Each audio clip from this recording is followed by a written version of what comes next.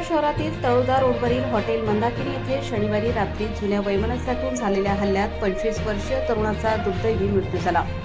सागर रमेश जाधव राहणार रायसिंगपुरा असे मृत युवकाचे नाव असून तो संबंधित हॉटेलमध्ये व्यवस्थापक म्हणून कार्यरत होता.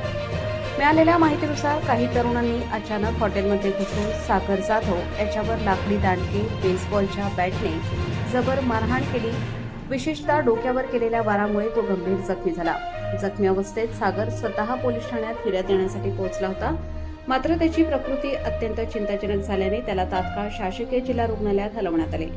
उपचार सुरू असताना सागर जाधव याचा मृत्यू झाला आणि या घटनेने नंदुरबार शहरात एकच खळबळ उडाली. एका तरुण व्यवस्थापकाची अशा प्रकारे निर्घृण हत्या झाल्याने नागरिकांमध्ये संताप व्यक्त केला जात आहे.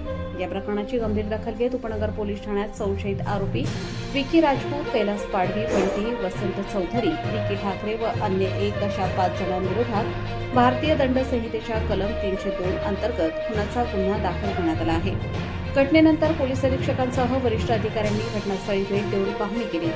कायदा व सुव्यवस्था बाधित राहावा यासाठी रायसिंगपुरा परिसर व हॉटेल मंदाकिनी परिसरात कडेकोट पोलीस बंदोबस्त ठेवण्यात आला आहे. दरम्यान या प्रकरणातील सर्व आरोपी सध्या फरार असून त्यांचा शोध घेण्यासाठी पोलिसांनी विशेष पथके तयार केली आहेत. आरोपींना लवकरात लवकर अटक करून कठोर कारवाई करण्यात यावी अशी मागणी नागरिकांकडून जोर धरत आहे. रईस शेख, विसरवाडी.